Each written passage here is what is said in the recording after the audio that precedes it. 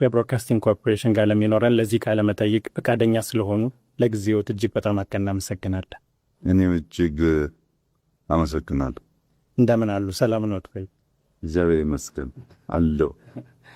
የመደመር መንግስት መጽሐፎትን ሳነብ መጀመሪያ ብዙ ጠብቄ የነበረው የመጽሐፉ አጠቃላይ ክፍል ፖለቲካ ይሆናል የሚል ጥበቃ ነበረኝ። በኋላ መጽሐፉን ሳነብ ግን በጣም አብዛኛው ክፍል ፖለቲካው እንደተጠበቀ ሆኖ ማህበራዊ ጉዳዮች እንደተጠበቁ ሆነው ኢንዱስትሪ ላይ በጣም ትኩረት አድርጎ አግኝቼዋለሁ እና እንደ ሀገር መሪ እንደ ጠቅላይ ሚኒስትር ብቻ ሳይሆን እንደ ግሎት ረጅም ጊዜ ማሰቦትን ማሰላሰሎትን መጽሐፉ በደንብ ያሳያል እና ገርሞኝ ነበር በጣም ረጅም ክፍሉ። እንደውም በእኔ ምልከታ የመጽሐፉ ዋና አስኳል ነው ብዬ ነው ማሰበው ያንን ጉዳይ። ይህን ጉዳይ ላነሳ የፈለግኩት ከመጀመሪያው ጥያቄ ጋር ስለሚገናኝ ነው። ሀገራት ለማኒፋክቸሪንግ ኢንዱስትሪ ለአምራች ኢንዱስትሪ በጣም ከፍተኛ ትኩረት ይሰጣሉ ከሌሎች ሴክተሮች በጣም በተለየ ሁኔታ። ለምንድን ነው ይሄ የሆነው? ከመጀመሪያው አስተያየት አዘል የጥያቄ መግቢያ ለመጀመር የመደመር መንግስት ማዕከላዊ እሳቤ ስለ ሁሉ ነገር ሚዛን መጠበቅ ነው። የሆኑ መንግስታት ጉድ ፖለቲክስ ኢዝ ጉድ ኢኮኖሚክስ ብለው አብዛኛውን ስራቸውን አብዛኛውን እሳቤያቸውን ፖለቲካ ላይ አድርገው ኢኮኖሚውን ተከታይ አድርገው ሞክረውታል። ያ እምብዛም አዋጭ አልነበረም። ሌሎች ጉድ ኢኮኖሚክስ ኢዝ ጉድ ፖለቲክስ ብለው አብዛኛው ነገራቸውን ኢኮኖሚክስ ላይ አድርገው ፖለቲክስን ተከታይ አድርገው ሞክረዋል። እሱም የራሱ የሆነ ውስንነት አለበት።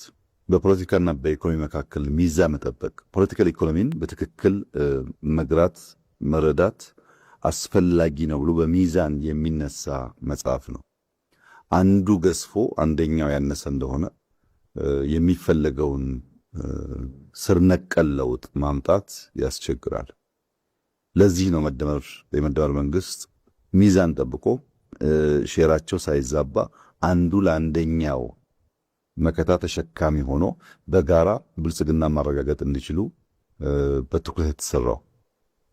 ይሄ እንዳለ ሆኖ ብዙ መንግስታት ወይም የኛም ትኩረት ማኒፋክቸሪንግ ኢንዱስትሪ ላይ የሆነበት ዋናው ምክንያት እንግዲህ ኢንዱስትሪ ለመለወጥ ለማደግ ለሚያስብ ሀገር ሁሉ በጣም ወሳኝ ነገር ነው።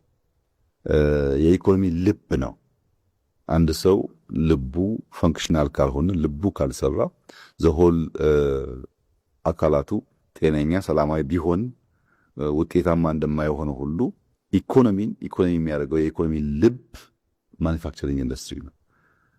አንዳንዶች የእድገት ሞተር ነው ይላሉ። የእድገት ሞተር የሚያስብለው ዋናው ምክንያት ፕሮዳክቲቪቲን በማሳደግ ረገድ ማኒፋክቸሪንግ ኢንዱስትሪ ያለው ሚና ከሌሎች ሴክተሮች ጋር የሚወዳደር አይደለም። ለምሳሌ 1 ሄክታር መሬት ያለው አንድ አርሶ አደር ኢንዱስትሪ በሚጠቀምበት ሰዓት በዚያው መሬት ላይ ፕሮዲዩስ የሚያደርገው የሚያመርትበት ቁጥርና ኢንዱስትሪ የማይጠቀም ሰው የሚያመርትበት ቁጥር አንድ አይደለም። ትራክተር ስትጠቀም፣ ፈርቲላይዘር ስትጠቀም፣ ፈርቲላይዘር ኢንዱስትሪ ውጤት ነው። ስትጠቀም፣ ስታርስም፣ ሃርቨስት ስትጠቀም፣ ስትሰበስብም በጊዜ በብዛት በጥራት በከፍተኛ ደረጃ ያገዛሃል። ወይም አንድ ልብስ የሚሰራ ሸማኔ በማኑዋል አንድ ልብስ ሲያዘጋጅና በቀን በማሽን 100 ሲያዘጋጅ አንድ አይደለም። ምርታማነት ከፍ ይላል። ምርታማነት ከፍ አለ ማለት ባነሰ ጊዜ ብዙ ነገር ስለምታመርት በዛው ልክ ገቢ ያድጋል። ሁለተኛው ኤክስፖርት ነው። ኤክስፖርት ብዛትም ጥራትም ወሳኝ ናቸው። ብዙ አምርተህ በቂ ተጠቅመህ ስታበቃ ነው የምትሸጠው።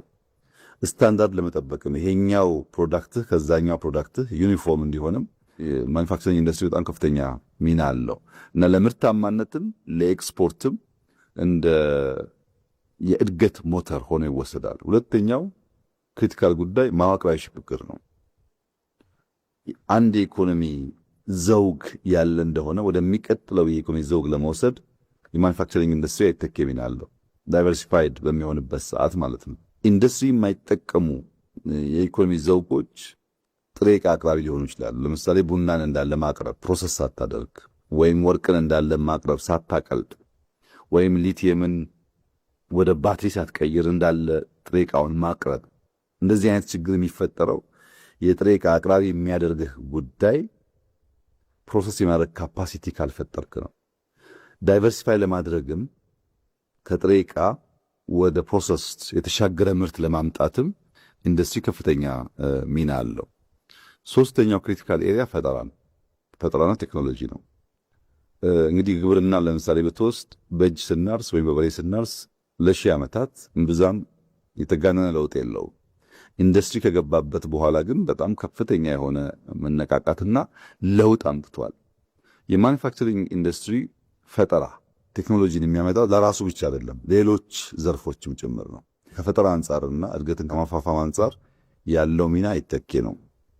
ከስራ ዕድል ፈጠራ አንጻር ስራ ዕድልን በማኑፋክቸሪንግ ኢንዱስትሪ የምትፈጥርበት ቁጥርና በሌሎች ሴክተሮች አንድ አይደለም። ስራ ይፈጥርልሃል፣ ኢኮኖሚ ያሸጋግርልሃል፣ ወደሚቀጥለው ሌል ለመሻገር እንደ ስፕሪንግ ቦርድ ሆኖ ያገለግላል። በእነዚህና በሌሎች ምክንያቶች ማኑፋክቸሪንግ ኢንዱስትሪ የኢኮኖሚ ብቻ ሳይሆን የሉዓላዊነት አንዱ አንጓ ነው፣ አጀንዳ ነው ይባላል። አንድ ሀገር ሉዓላዊት ናት፣ በራሷ ግዛት፣ በራሷ ሕዝብ፣ በራሷ መሻት የዓለም አቀፍ ሕግን ጠብቃ የምትኖር ፍላጎቶቿን የምትከላከል ትሆናለች፣ መሆን አለባት የሚባለው ቤዚክ ነገር ስታሟላ ነው። ለምሳሌ የራሱን ምግብ በበቂ የማያመርት ሀገር፣ የራሱን ልብስ በበቂ የማያመርት ሀገር፣ የራሱን መድኃኒት በበቂ የማያመርት ሀገር እንደ ሰው ጠዋት ተነስቶ ውሎ ለማደር ይቸገራል። ካለ ልብስ ያስቸግራል፣ ካለ ምግብ ያስቸግራል፣ በሽታ ሲመጣም ካለ መድኃኒት ያስቸግራል። ይህ ጉዳይ ሊሳካ የሚችለው ማኑፋክቸሪንግ ኢንዱስትሪ በበቂ ደረጃ ሲሰራ ነው እና ሉዓላዊ ለመሆን የተሻገረ ኢኮኖሚ ለመፍጠር በበቂ ሰዎቻችንን ስራ ለማስያዝ ምርታማ ለመሆን የኛን ፍላጎት ሸፍነን ለውጭ ገበያ በቂ የውጭ ምንዛሪ ለማግኘት በእነዚህ ምክንያቶች ሁሉ ማኑፋክቸሪንግ ኢንዱስትሪ አይተኬ ሚና አለው። በዚያ ምክንያት ነው በመጽሐፍ ውስጥም በስራችንም ከፍተኛ ትኩረት የሚሰጠው። መንግስት ያስቀመጣቸው 5 ዋና ዋና ሴክተሮች ከነሱ ውስጥ አንዱ ኢንዱስትሪ ነው። ይህንንም በበቂ ደረጃ ካልመራና ካላሳካል የምናስበው ብልጽግና ለማምጣት ያስቸግራል። የሀገራችንን ጉዳይ እንግዲህ በስፋት እንመለስበታለን። ግን በተወሰነ መንገድ ዓለም አቀፋዊ ጉዳዮችን ለመመልከት ያህል አሁን ባለንበት ዘመን የዓለም አቀፍ ሁኔታዎች በሙሉ እየተቀየሩ ነው። በአጠቃላይ ልክ እንደዚያ ሁሉ በአምራች ኢንዱስትሪ ሴክተርም በጣም ከፍተኛ ለውጥ እየተካሄደ ነው። የአሰራር ሂደቶች እየተለወጡ ነው። መልኩ፣ አጠቃላይ አካሄዶች በሙሉ ለውጥ ላይ ናቸው። ይሄ ዓለም ላይ ያለው ከፍተኛ የኢንዱስትሪ ለውጥ እንደ ኢትዮጵያ ባሉ ታዳጊ ሀገራት ላይ ይዞት የሚመጣው እድልና ተስፋ ምንድን ነው ይላሉ? አሁን አከበርከው ጥያቄውን። ይህንን ጥያቄ ለመዳሰስ ትንሽ ሰፋ ያለ ጊዜ ይጠይቃል። እንደ በግርድፉ ምን ምልከታ እንዳለው አንሳ ያልከኝ እንደሆነ አሁን በዓለም ላይ ኢንዱስትሪ እየሄደበት ያለው ትሬንድ ከሰው ሰው ቢለያይም በርከት ያሉ አዝማሚያዎች ይተነተናሉ። እንደ 4-5ቱን እንኳን በነካካቸው ትንሽ ሰፋ ያለ ጊዜ ይወስድ ይሆናል። መታገስ ይኖርብሃል ማለት ነው። እንደ አዝማሚያ አንድ የሚወሰደው ማኑፋክቸሪንግ ኢንዱስትሪ ወዴት እየሄደ ነው፣ ምን ጉዞ እየተከተለ የሚለውን በአንድ ቃል በአንድ ስቴትመንት ልገልጸው አልችልም፣ ግን በአዝማሚያ ልገልጸው ይችላል። አንደኛው አዝማሚያ ጎልቶ የሚወጣው ኢንዱስትሪ 4.0 የሚባለው ነው። ኢንዱስትሪ 4.0 ከዚህ ቀደም ስለ ኢንዱስትሪ የነበረን ምልከታ ሼክ ያደረገ ነው፣ የነቀነቀ ነው። ኢንዱስትሪ ማለት ጭስና ብረት ብቻ አይደለም። ኢንዱስትሪ ስንል ስለ ጭስና ስለ ብረት የምናስበው ምልከታ በተሟላ መንገድ ኢንዱስትሪውን ለመገንዘብ አያስችለንም። ኢንዱስትሪ ከጭስና ከብረት በተጨማሪ ቺፕስና ዳታን ያካትታል። ቺፕስና ዳታን ያካተተ ኢንዱስትሪ የተሟላ ኢንዱስትሪ አይደለም የሚል አንድ እሳቤ አለ። ለምሳሌ በ4.0 ኢንዱስትሪ ውስጥ ከሚጠቀሰው አንዱ አንጓ ነገር ኤአይ ነው፣ አርቲፊሻል ኢንተለጀንስ። አርቲፊሻል ኢንተለጀንስ በጣም በርካታ ነገሮች እየነካካ የመጣ ጉዳይ ነው። ከዚህ ቀደም በርቀት እንደምናስበው አይደለም። አሁን ወደ ጓዳችን እየገባ ነው። የእኛም ሁኔታ እንኳን ብትተው አሁን በመካከለኛው ምስራቅ ያለውን ጦርነት ብትወስድ ኦፕን ክላው የፈጠረው አቅም በዚህ ውጊያ ውስጥ ያለው ሚና በቀላል ሊታይ አይደለም። በኦፕን ክላውድ ሲስተም ዓለምን የምታይባቸው ቱሎች አሉ። የዓለምን የኤር ትራንስፖርት እንቅስቃሴ ምንም ብዙ ወጪ ሳታወጣ ሲሲቲቪ ካሜራን በመጠቀም በብዙ ሀገራት ያለን የትራንስፖርት ሲስተም ለማየት ብዙ መረጃዎች ከማታውቃቸው ኦፕን ሶርሶች ሰብስቦ አናላይዝ አድርጎ ለአንተ ለዲሲሽን ለውሳኔ በሚያግዝ መንገድ የማቅረብ አቅሙ ሳምብሊቨብል በጣም ለማመን ያስቸግራል። ኤአይ ሌላውን ትተህ በአንዳንድ ዓለም አቀፍ ተቋማት ውስጥ 10 የቦርድ አባላት ካሉ አንድ ድምፅ አልባው ቦርድ አባል ኤአይ ነው። ለምሳሌ በእኛ በኤአይ ዩኒቨርሲቲ ውስጥ ራሱ ኤአይ የቦርድ አባል ነው። ቦታ አያደርግም፣ ግን በምንከራከርባቸው አጀንዳዎች በሙሉ ኮሜንት ያደርጋል፣ ሐሳብ ይሰነዝራል። በዚህ ሐሳብ ተንተርሰው የቦርድ አባላት ተወያይተው ውሳኔ ያሳድራሉ። ምን ማለት ነው? ስለምንም ጉዳይ ብትጠይቀው ከአንተ የተሻለ በፈጠነ ጊዜ ውስጥ መልስ አለው። ያ መልስ ሙሉ በሙሉ የሚወሰድ ካልሆነ በሰው ልጅ ጭንቅላት የምትከራከርበት ሊሆን ይችላል። እና ኤአይ በ4.0 ኢንዱስትሪ ውስጥ እያመጣ ያለው ቅድሚያ ያነሳሁትን የምርታማነት እና ለኤክስፖርት ተመራጭነት፣ ለፍጥነት ገበያን ለማስተሳሰር የተጫወተ ያለው ሚና በጣም ከፍተኛ ነው። ኢንተርኔት ኦፍ ቲንግስ ሁለተኛው ኤግዛምፕል ሊሆን ይችላል።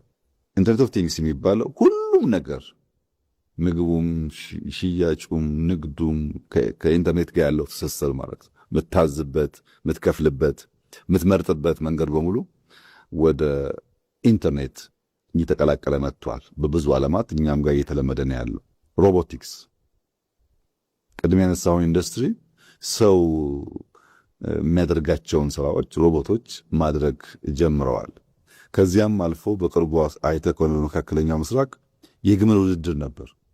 የግመል ውድድሩ እንደከዚህ ቀደሙ ሰው ወጥቶበት የሚሽቀዳደምበት ሳይሆን ሮቦቶች ወጥተው ልክ እንደ ሰው እየገረፉ ግመሉ ውድድር ያደርጋሉ። እሽቅድድሙ ይፈለጋል ካልቸራል ስለሆነ። ሰው የሚሆንበት ሰዓት ግን በርከት ያሉ አደጋዎች ስላሉ ያን አደጋ ለመቀነስ ሮቦቶች ሰውን ተክተው ግመሎችን ያወዳደሩ። አሸናፊ የሚሆነው ግመሉ ነው ቀድሞ የገባው።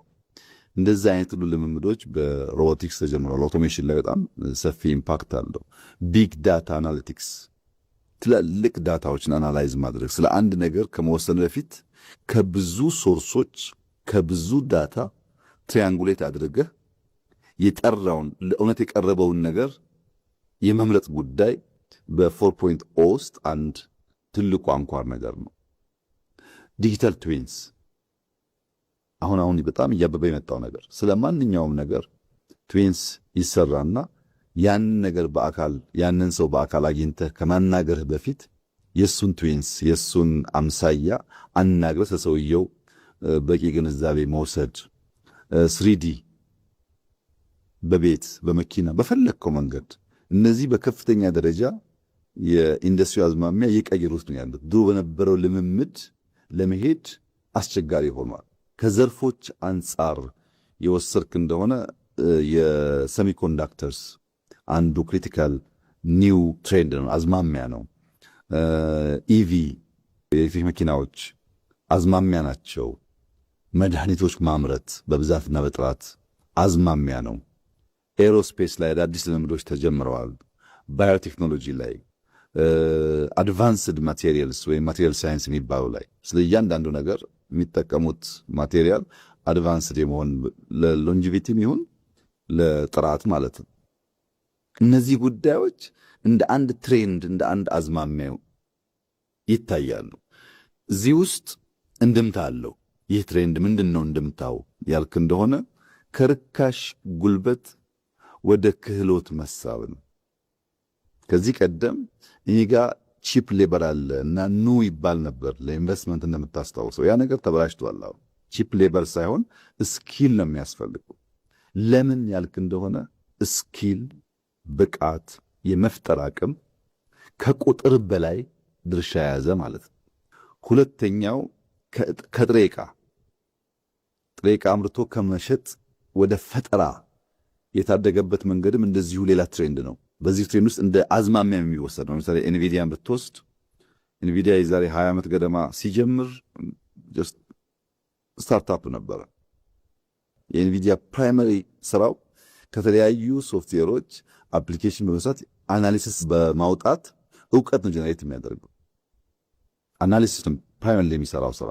በዚህ ግን ዛሬ $5 ትሪሊየን የሚጠጋ ሀብት ያለው ካምፓኒ ነው። $5 ትሪሊየን ማለት የአፍሪካ አጠቃላይ ጂዲፒ ይበልጣል። በፈጠራ አቅም እያንዳንዷን አፕሊኬሽንና ኢንፎርሜሽን አናላይዝ አድርጎ በሚያወጣቸው እውቀቶች በጣም ትልቅ ኩባንያ ሆኗል። ይህንን ትሬንድ እንደ አንድ አዝማሚያ ካየን በኋላ በእኛ ሀገር ምን እናድርግ ብለን አሰብን። መጽሐፉ ላይም እንዳለው በየት ንግግራችንም እንዳለው አንደኛ ከዚህ ቀደም ታስታውስ እንደሆነ ሌት ካመር አድቫንቴጅ እንውሰድ ይባላል። አርፍዶ ደራሽነትን እንደ እድል እንጠቀም ይባላል። አሁን ያለ ምልከታ ሌት ካመር አድቫንቴጅ ሳይሆን ጣጣ ነው ያለው። አርፍዶ መድረስ ጣጣ ነው ያለው። ጣጣው ምንድን ነው? አንተ ደረስኩ ስትል እነሱ የሉም፣ ደረስኩ ስትል እነሱ የሉም። ሁሌ ተከታይ ነው የሚያደርገው። ምንም አይነት እድል በውስጡ የለም ማለት አይደለም፣ ግን አርፍዶ ለመድረስ ከረፈደ በኋላ ለመድረስ ያለ ሙከራ ቆሞ ስለማይጠብቅህ ያንተ ኮምፒቲተር ደረስኩ ስትል አታገኘውም። እና መሆን ያለበት የቀድሞ ደራሽነት ምንዳ ነው። የአርፍዶ ደራሽነት ጣጣን ሳይሆን የቀድሞ ደራሽነትን ምንዳ መቋደስ አለብን ነው። ፕሮአክቲቭ መሆን አለብን። ይህም በጥቂት ኤግዛምፕል ላንሳለን። ለምሳሌ ኤሮስፔስ በጣም ክሪቲካል የኢንዱስትሪ ዘውግ ነው። ሁሌ ስንገዛ ከምንኖር ቢያንስ በስፔር ፓርት ደረጃ ማምረት ይኖርብናል ብለን ከቦይንግ ጋር የኢትዮጵያ አየር መንገድ የኤሮስፔስ ፓርቶች ማምረት በሚቀጥለው ሳምንት 2 ሳምንት የሚመረቅ ፋብሪካ ጨርሰናል። አንድ ዘውግ ነው ፎከስ ያስፈልገዋል በሚል መግዛት ብቻ ሳይሆን ቢያንስ ፓርቶችን ማምረት ስለሚያስፈልግ በድሮንስ ብዙ ሙከራዎች ይደረጋሉ። ማምረት አለብን። ድሮን እኛ ስንል ማምረት አለብን ስንል ብዙ ሰዎች ለኢትዮጵያ ድሮን ይላሉ። ቢኮዝ አርፍዶ መድረስ ያለውን ጣጣ በደንብ ካለመገንዘብ። በማኒፋክቸሪንግ የወሰድክ እንደሆነ ሶላር ሴል ለረጅም ጊዜ ቴክስታይል ነበረቱ የኢንዱስትሪ ፓርኮች ስራ። ወደ ሶላር ሴል ስንገባ አይተነዋል ምን ያክል በትንሽ ቦታ ላይ ብዙ ብር ማግኘት እንደምንችል። ኤአይ ዩኒቨርሲቲ አሁን የምንገነባው ኤአይ ዩኒቨርሲቲ በአፍሪካ የመጀመሪያው ነው። ለምን? አርፍደን መድረስ ሳይሆን ቀድመን በመድረስ ፕሮአክቲቭ በመሆን ያለውን እድል መቋደስ አለብን ከሚል እሳቤ። ፋርማስቲካል ላይ በቅሊንጦ ፓርክ ላይ የጀመርናቸው ስራዎች የኢትዮጵያን የሀገር ውስጥ ፍጆታ ከፍተኛ ደረጃ እያሳደጉ ነው ያሉት። ዲጂታል ኢትዮጵያ 2030 በብዙ መልኩ ኢትዮጵያ በመጀመሪያው አዝማሚያ በ4.0 ኢንዱስትሪ ያሉ አዝማሚያዎችን ዘግይታ ከመድረስ ፈጥና ፕሮአክቲቭሊ ለመቋደስ ያላትን እድል የሚያሰፋ ነው። ይሄ እስካሁን ያወራውልህ እንግዲህ ጀስት አንድ አዝማሚያ ነው። ይህ አዝማሚያ የ4.0 አዝማሚያ ነው። ሁለተኛው አዝማሚያስ ምንድን ነው ያልከኝ እንደሆነ እንግዲህ ቴክኖሎጂውን ማወቅ ኤአይን መገንዘብ ብቻውን በቂ አይደለም። ሌሎች አዝማሚያዎች ደግሞ አሉ። እነሱን አብረን ካላየን በቀር የተሟላ ግንዛቤ አንይዝም። ሁለተኛው አዝማሚያ የእሴት ሰንሰለትን መልሶ ማዋቀር ነው። ቫልዩ ቼን የሚባለው የእሴት ሰንሰለት በብዙ ጉዳዮች ተይዘዋል። አንደኛው አንሰርቴኒቲ ነው። ስለምንም ነገር እርግጠኛ መሆን የማይቻልበት ዓለም ሆኗል። የንግድ ውጥረቶች ለመጠቀም ካለ ፍላጎት ብቻ ሳይሆን አንተን ለመጉዳት ካለ ፍላጎት፣ ሀገራት ሰርተው ለመጠቀም ብቻ ሳይሆን ሳይሰሩ አንተም እንዳይሳካል ለማድረግ ከፍተኛ የንግድ ውጥረቶች አሉ። በታሪፍ ኤክስፖርትን በመገደብ ኢምፖርትን በመገደብ የሚታዩ ከፍተኛ ውጥረቶች አሉ። ያው ይታወቃል ዓለም ላይ በወረርሽኝ ምክንያት የሚከሰቱ መስተጓጎሎች አሉ። ያልታሰቡ ነው። አታቆም ድንገት ይመጣና ብዙ ነገር ያበላሻል። ጂኦፖለቲካል ፉክክር ልክ አሁን እንደምታየው በአገራት መካከል ያለ የጂኦፖለቲካል ፉክክር በከፍተኛ ደረጃ ንግድን፣ ኢንዱስትሪን፣ የኢኮኖሚክ እንቅስቃሴን ነው ይመታው። አስበው አይደለም። ሁለት ሰዎች እዛ ማዶ ይጣሉና ሳታስበው አንተን አፌክት ያደርጋል። የሎጂስቲክስ ስጋቶች በአየር በየብስ በባህር የሚደረጉ እንቅስቃሴዎች አሁን በግልጽ እንደሚታየው በከፍተኛ ደረጃ አንሰርቴኒቲ ይታይባቸዋል። በእርግጥ እኛ ፕሮአክቲቭሊ የሄንበት ጉዳይ ነው። ከሁለት ሶስት ዓመት በፊት ለሀያላን መንግስታት የባህር ላይ እንቅስቃሴ አደጋ ሊገጥመው ይችላል፣ እዚህ ውስጥ ሚና አልባ ሆነን ከቆየን 130 ሚሊዮን ህዝብ አደጋ ውስጥ ይወድቃል የሚል አቋም እናነሳ ነበር። በወቅቱንም ነገር ስላልነበረ ብዛም ተቀባይነት አልነበረው። አሁን ግን ብዙዎች እያመኑበት ያለው ጉዳይ ነው። ከባህር መራቅ የባህርን ወይም የየብስን ትራንስፖርት ወይም የአየርን ትራንስፖርት ግድ የለም በቀላል አገኘዋል ብሎ ማሰብ የማይቻልበት ሁኔታ እየተፈጠረ ነው ያለው። ሀገራት ለጥቅማቸውም አንዳንዴ አንተን ለመጉዳትን ሲሉ ያንን ሩት ይቆጣጠራሉ። ይህ አንሰርቴኒቲ ሌላ አዝማሚያ ነው። ማምረት ብቻውን ኤአይ መጠቀም ብቻውን ውጤታማ አያደርግህም። ይህንን ጉዳይም በደንብ መገንዘብ ካልቻልክ እንደ መፍትሄ ደግሞ የምታያቸው ምልክቶች አሉ፣ እንድምታዎች አሉ። አንደኛውና ዋነኛው ፕራግማቲዝም ነው።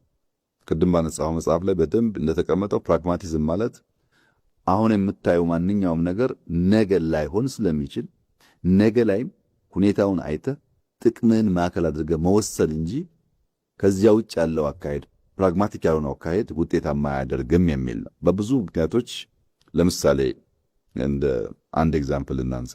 የኢራን ጦርነት ሲጀመር ከዚያ ሳምንታት በፊት በማዕቀብ ላይ የነበረው የራሻ የነዳጅ ምርት የጋዝ ምርት በከፊል ማዕቀብ ተነስቶለታል። ለምን? ሁለቱም ከተዘጉ እነሱ ብቻ ሳይሆኑ የሚጎዱት ሌላውም ስለሆነ ፕራግማቲክ የሆነ ዲሲሽን ነው። ልክ እንደዚሁ ጠላቴ ከምትለውም አያስፈልገኝም ከምትለውም ሰው ጋር ትናንትና ትክክል የወሰንከውን ውሳኔ የምትቀይርባቸው በርካታ ትሬንዶች አሉ ማለት ነው።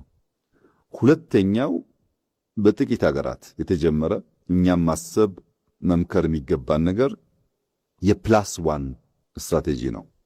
የፕላስ ዋን ስትራቴጂ ለምሳሌ አንተ ኢትዮጵያ ውስጥ ሳሙና ታመርታለህ።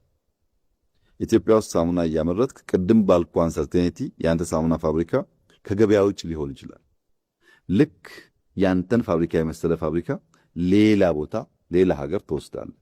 እዚህኛው ችግር ቢያጋጥም ያኛው እንዲሰራ፣ እዚያኛው ችግር ቢያጋጥም እዚህኛው እንዲሰራ በአንድ ፋብሪካ ዲፔንድ ማድረግ አያዋጣም የሚል እምነት ፕላስ ዋን ስትራቴጂ ይሉታል።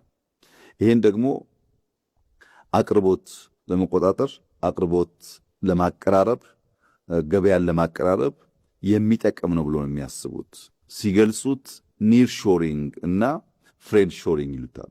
ኒር ሾሪንግ ማለት ደቡብ አፍሪካን እንደ ገበያ ማዕከል ብትወስድ ያንተን ፕላስ ዋን ፋብሪካ ቦትስዋና ላይ ወይም ዚምባብዌ ላይ ብትተክል በቅርብ ርቀት የደቡብ አፍሪካን ማርኬት ትቆጣጠራለህ። አንድ ፕሮዳክት ከዚህ ደቡብ አፍሪካ ከሚሄድ ከቦትስዋና ወይም ከዚምባብዌ ደቡብ አፍሪካ መሄድ ይቀለዋል። ኒር ሾሪንግ የሚባለው እሱ ነው። ለገበያ መቅረብ። የአፍሪካን ማርኬት የሚፈልጉ ሰዎች ከርቀት አምርተው ማምጣት ሳይሆን በአፍሪካ አካባቢ በቅርብ ርቀት ውስጥ ማምረትና ገበያውን መያዝ። ፍሬንድ ሾሪንግ ማለት ደግሞ ትሬንድ እንዳልኩ አዝማሚያው በጣም አንሰርቴን ስለሆነ በዘላቂነት ስቴብል ናቸው፣ ታማኝ ናቸው፣ ወዳጅ ናቸው፣ ሀብቴን ጉልበቴን በቀላሉ አያጠፉብኝም ብለህ በምታስባቸው ሀገራት ላይ ኢንቨስት ማድረግ ማለት ነው። ያ እንግዲህ ግምት ነው።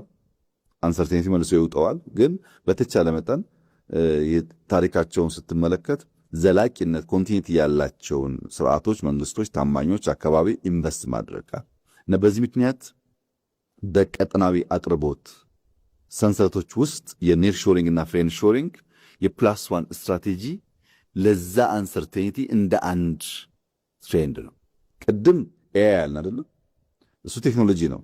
ኢንተርኔት እያገለባበጠው ነው። ኦፕን ክላውድ ነገር እያመጣ ነው። ሮቦቲክስ ተአምር እየፈጠረ ነው። ግን ያ ተአምር አንሰርቴኒቲ ያለበት ሁኔታን ካልተረዳህ ታመርታለህ፣ ግን አትሸጥም። ነዳጁ አለ፣ ግን አታደርስም ማለት ነው።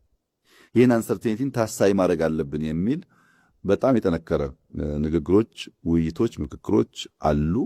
ትሬንድም አለ። ሶስተኛው አዝማሚያ አሁን አልወጣውም ከኢንዱስትሪ። ሶስተኛው አዝማሚያ ሎጂስቲክስና መሰረተ ልማት።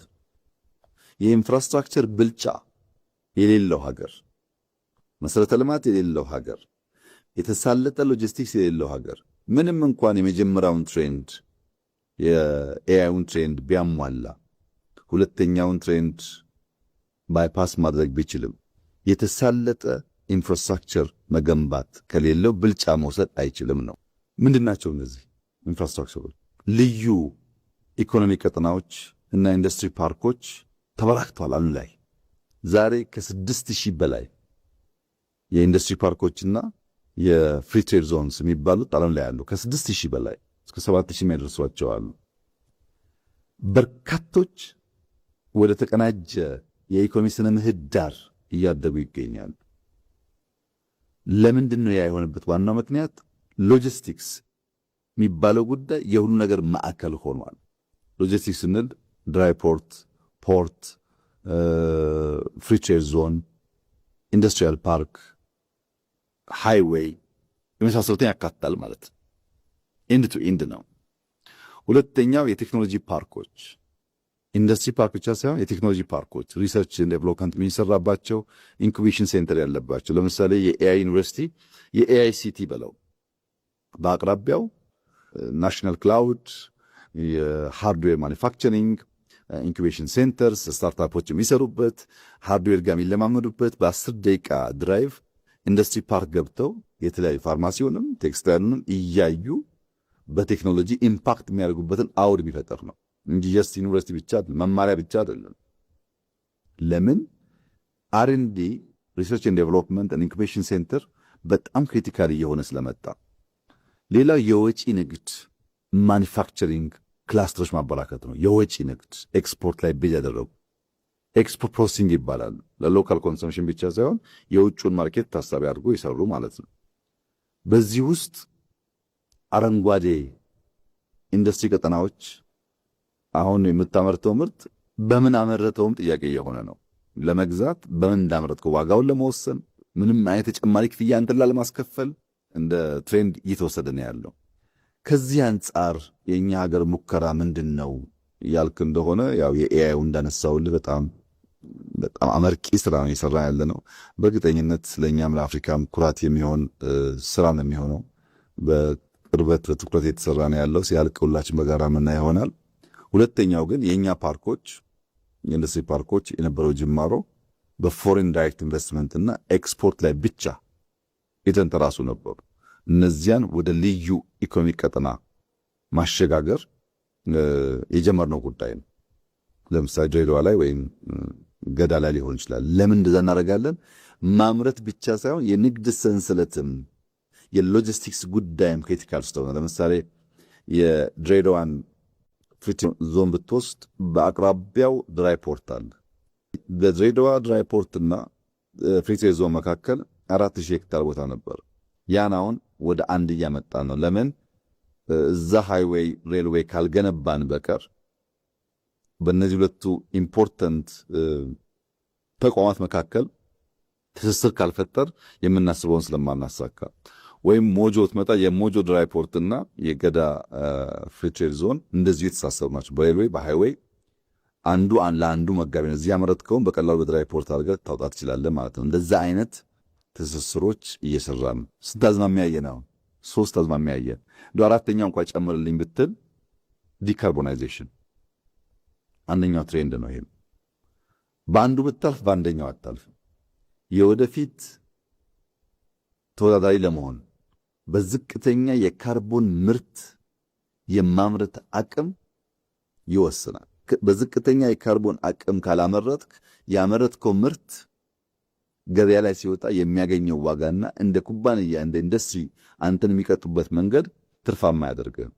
በታዳሽ ኃይል የሚሰሩ ፋብሪካዎች ተመራጭ ናቸው። ለምሳሌ ሶላር እንውሰድ። ኢትዮጵያ ውስጥ 5 ትላልቅ ኩባንያዎች መጥተዋል አሁን በሶላር። ለምን መጡ? ሶላር በራሱ ክሊን ኤነርጂ ነው አይደለም? ግን የሶላር ሴል የምታመርትበት ኢነርጂ ክሊን ካልሆነ ገበያ ላይ ኢምፓክት አለው። ሶላሩ ክሊን ቢሆንም በምን አመረትከው የሚል ጥያቄ ይፈጠራል። አንድ ሀገር ሄደ በጋዝ በኢነርጂ ሶላር ማምረትና እንደ ኢትዮጵያ ባለ በክሊን ኤነርጂ በታዳሽ ኃይል ሶላር ማምረት እኩል ገበያ የለውም። ሶላርን ሲገዙ በምን አመረትከው ስለምትባል ማለት ነው። ክሊን ኤነርጂ ያለውን ኢትዮጵያ ያለ ሀገር አድቫንቴጅ አለው። ሁለተኛ ለምሳሌ ከግንባታ አንጻር እንደምታውቀው ሲሚንቶ ላይ በጣም ሰፊ ስራ ሰርተናል፣ ውጤቱን ተገኝቷል። ብረት ላይ፣ ሴራሚክ ላይ፣ ግራናይት ላይ፣ ማርብል ላይ ሰራን ያለና አንድ ክሪቲካል ኤሪያ ስራ የሚፈልገው አልሙኒየም ነው። አልሙኒየም ልክ እንደ ሶላር በክሊን ኢነርጂ ሲመረትና በሌላ ኢነርጂ ሲመረት እኩል አይደለም ገበያ ላይ ያለው ተፈላጊነት። በዚያ ምክንያት ወደ 5 ትላልቅ ኩባንያዎች ኢትዮጵያ መጥተዋል አልሙኒየም ለማምረት። ግን ችግሩ ምንድነው? አንድ አልሙኒየም ፋብሪካ ለማቋቋም ቢያንስ 800 ሜጋዋት ኢነርጂ ይፈልጋል። አሁን ኮይሻ 2000 ገደማ ማለት ነው።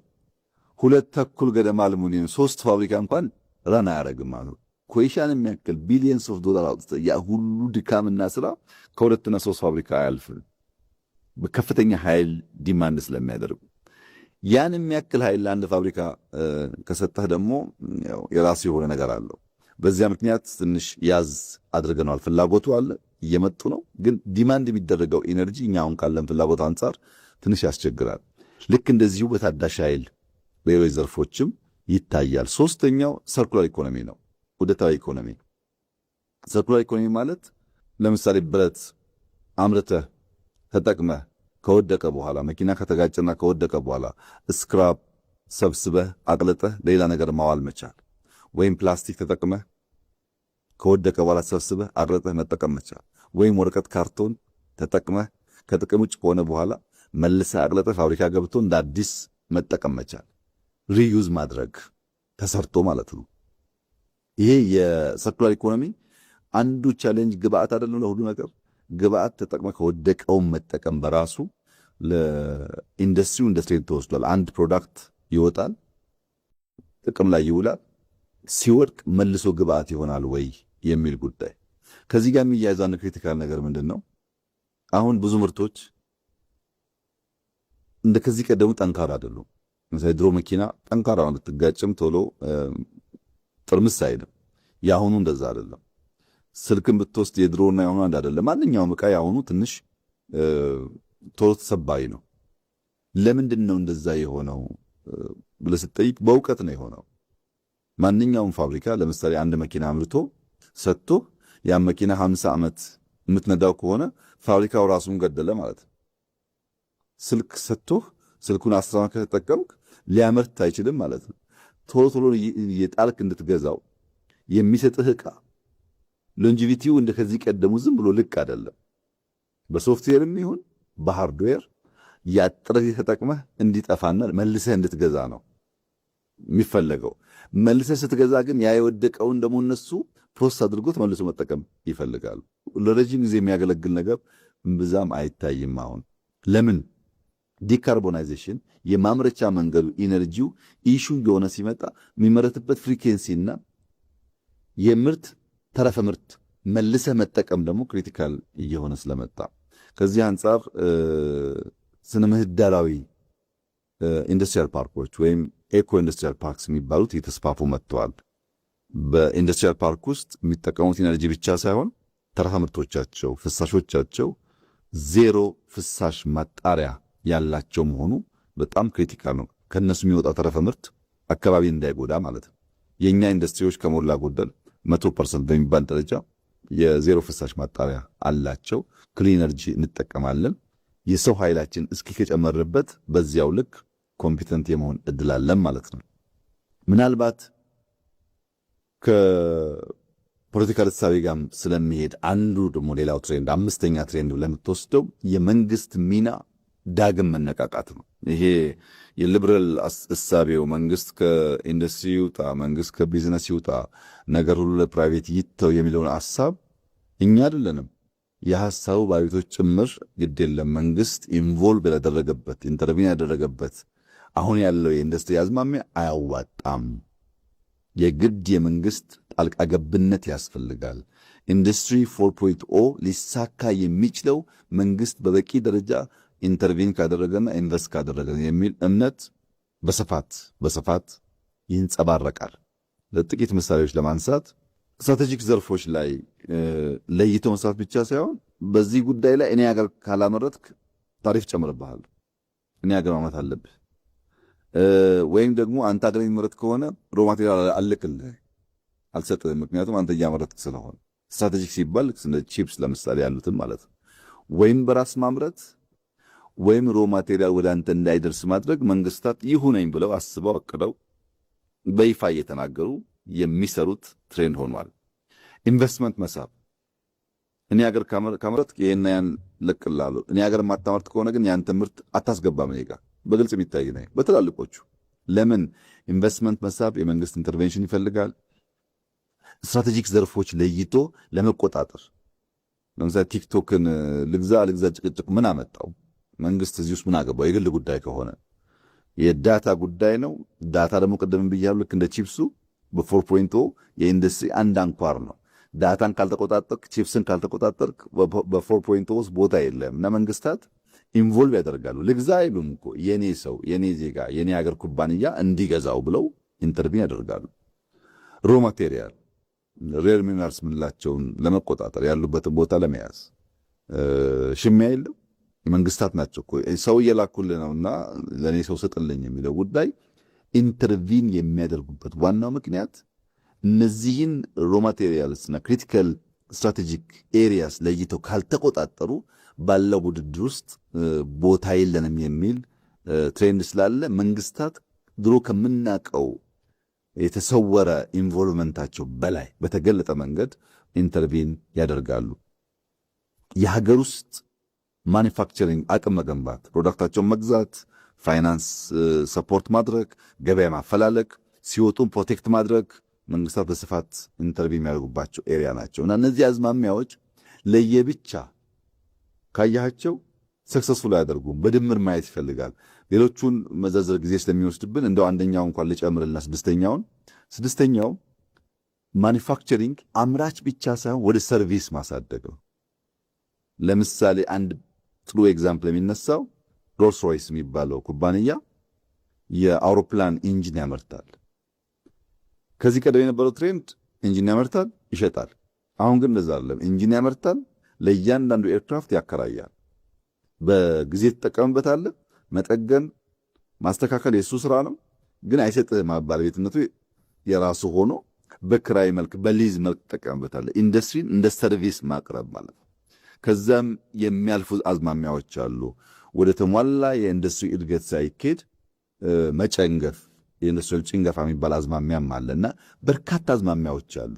እነዚህን አዝማሚያዎች በድምሩ ካልተረዳህ፣ በቁንጽል ብቻ ካየህ በአንደኛው እንኳ ቢሳካልህ በአንደኛው ስለማይሳካልህ የተሟላ አንደርስታንዲንግ በጣም ኢምፖርታንት ነው። የኢንዱስትሪ አዝማሚያው ከሰርቪስ፣ ከንግድ፣ ከሎጂስቲክስ፣ ከመንግስት ቀጥተኛ ምሪት ስትራቴጂክ ኤሪያና ኢንፑቶቹ መለየትና መቆጣጠር፣ የራስህን ባለሀብቶች መከላከል፣ መደገፍ የመሳሰሉ ሙሉ ግንዛቤ የሚጠይቅ እና ውስብስብ ትሬንዶች ናቸው ያሉት እና በዓለም ላይ ኢንዱስትሪ እየሄደ ያለበት ሁኔታ እንደ ከዚህ ቀደሙ በቀላሉ ኢንቨስትመንት በምትሄድበት ሳይሆን ኢንቨስትመንቱ ከመጣ በኋላ ገበያውን መቆጣጠር፣ ሎጂስቲክሱን ማስተካከል፣ የሄደበት ፕሮቴክት ማድረግ፣ የሚያስፈልገውን ግብአት ቀድመህ ፕሮአክቲቭሊ ኮንትሮል ማድረግ የመሳሰሉ ነገሮች በውስጡ እየያዘ መጥቷል። ለዚህም ነው ውስብስብና የሚያባላ ጉዳይ እየሆነ የመጣውና እነዚህን አዝማሚያዎች ለመገንዘብና እነዚህንም በልተን በስልት እያንዳንዱን እያሳካን ተሰናስሎ የተሟላ ውጤት እንዲያመጣ ጥረት እያደረግን ያለነው በዚህ ምክንያት ነው። አዝማሚያዎቹ በጣም ሰፊ ናቸው ያልኩ ለዚህ ነው። ለተወሰደበት ጊዜ ይቅርታ ጠይቃለሁ። ከነገሩ ስፋት አንጻር እንደውም ብዙ ጊዜ አልወሰዱም። በጣም ውስብስብ፣ በጣም ሰፊ እና ጉዳዩን በጣም በጥልቀት ነው ያብራሩልን። እናመሰግናለን በጣም። እስቲ ደግሞ ወደ ሀገራችን እንመለስና በሀገራችን ውስጥም የአምራች ኢንዱስትሪን ለማስፋፋት ብዙ ጥረቶች ሲደረጉ ነበር። በአንድ በኩል በጣም ጥልቅ ምኞቶችን እንመለከታለን፣ ብዙ ጥረቶች መፍጨርጨሮችን እንመለከታለን እና ከነገስታቱ ጊዜ ጀምሮ በደርግም በኢህአዴግም ጊዜ ይደረጉ የነበሩ ጥረቶችን እንዴት ነው የሚመለከቷቸው? የአምራች ኢንዱስትሪን ከአጠቃላይ ኢኮኖሚ ውስጥ ከፍ ለማድረግ ይደረጉ የነበሩትን ጥረቶች እንዳልከው ነው። በሀገራችን ሰፊ ጥረቶች ሲደረጉ ነበር። እነዚያን ጥረቶች በሁለት ከፍሎ ማየት ጥሩ ነው። ከሁለተኛው የጣሊያን ወረራ ትንሽ ቀደም ብሎ የነበረው ዘመን አብዛኛው የባህላዊ የጎጆ ኢንዱስትሪ የእጅ ስራ ውጤቶች ላይ ተንተራሰ ነበር። ልብሱም ማንኛውም ነገር ባህላዊ ነው። የጎጆ ኢንዱስትሪ የሚባለው ነው። በእጅ ስራ ላይ የተንተራሰ ነው። ያለ ረዥም ዓመታት ኢትዮጵያ ውስጥ እንደ ታሪካችን እንደ ቀደምትነታችን ከኛ ጋር የነበረ ጉዳይ ነው። የሁለተኛው የጣሊያን ወረራ ዋዜማ አካባቢ ከ27 በፊት ማለት ነው ፋብሪካዎች ወደ 25 ገደማ ኢትዮጵያ ውስጥ ነበሩ። ጣሊያን ሊወረን ዓመት 2 ዓመት ሲቀረን 25 ገደማ ፋብሪካዎች ነበሩ። እንደ ሳሙና ፋብሪካ፣ ቢራ ፋብሪካ፣ የስኳር፣ የእንጨት፣ የሸክላ የመሳሰሉ። በኋላ ያ ጉዞ ሳይታይ ያው የጣሊያን ሁለተኛ ወረራ መጣ። ያ ወረራ ለኢንዱስትሪ የራሱ የሆነ አዎንታዊ አሉታዊ ተጽዕኖ ነበረው። ያመጣቸው እድሎች አሉ፣ ያሳጣቸው ነገሮች አሉ። የሆነ ሆኖ ግን በንጉሱ ዘመን መጨረሻ አካባቢ 1966 ድረስ ከጣሊያን ወረራ በኋላም ንጉሱ ሲወርዱ መካከለኛና ከፍተኛ የሚባሉ 273 ፋብሪካዎች ነበሩን። እነዚህ ፋብሪካዎች አንድ እንደ ጥሩ ነገር የሚታየው ትሬንድ በዛ ጊዜ የነበረው የባቡር መስመርን ተከትሎ የሚሰራ ነበረ። ይህን የማነሳበት ምክንያት በኋላ እክል ከሆነው አንዱ እነዛን ሎጂስቲክስ ሌን ተከትሎ አለመሄድ አሁን ባለው ሁኔታ ላይ የፈጠረውን ጫና ለማየት አንድ የሚያስተምረን ነገር ስለሆነ ነው።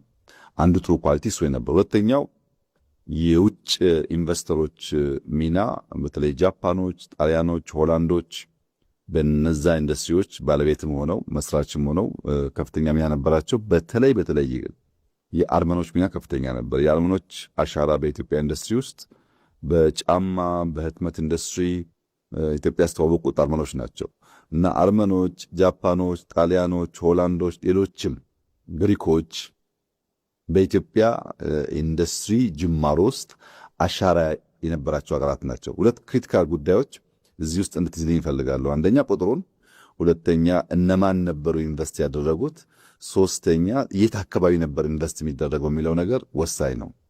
ይህንን ማስቀጠልና ማስፋት ሲቻልና ሳይቻል ያለው ጣጣ እንደ ሀገር ዋጋ የሚያስከፍል ስለሆነ በደርግ ዘመን ደርግ መንግስት በሆነ ማግስት የመጀመሪያው ጉዳይ እነዚያን ፋብሪካዎች ናሽናላይዝ ማድረግ ነው። የግል የነበሩ ይዞታዎች፣ ድርጊቶች ወደ መንግስት ባለቤትነት ማዞር ነበር አንዱ ነገር፣ አንዱ ውሳኔ። ሁለተኛ ውሳኔ በግል ዘርፍ የጣለው ገደብ ነበር። አንድ ሰው አንተ ከአንድ መስክ ውጪ ከአንድ የሥራ ዘርፍ ውጪ መስራት አትችልም። በዚያ ሥራ ዘርፍም ቢሆን ማክሲመም ልታንቀሳቀስ የሚገባ ካፒታል ግማሽ ሚሊዮን ነው፣ 500,000 ብር። ከ500,000 ብር በላይና ከአንድ መስክ ባሻገር አንድ ሰው ሊሰራ አይገባውም የሚል ገደብ ነበር። ያ ገደብ በከፍተኛ ደረጃ ኢንዱስትሪውን ይመታዋል ማለት ነው። ኢኖቬሽን ይገላል። አንድ ስራ መስክ የምታውቀውን ብቻ ከሆነ ብዙ ጉዳዮች ውስጥ ማትፍጨረጨር ከሆነ አትፈጥርም። ብርህም ሊሚትድ ከሆነ እዛ ስትደርስ ትተዋዋለህ ስራውን ማለት ነው። አያነሳሳም። አንዱ ከነበረው ጉዳይ እንደ ኮንቲኒቲ የነበረው እክል ይሄ ነው። ሁለተኛው እንደ ጥሩ ጉዳይ ደግሞ የሚታየው በደርግ ጊዜ የነበረው ከንጉሱ ጊዜ በኋላም ሻል ብሎ የነበረው ጉዳይ ደግሞ ግዙፍ ኢንዱስትሪዎች ለማቋቋም መንግስት ሙከራ አድርጓል።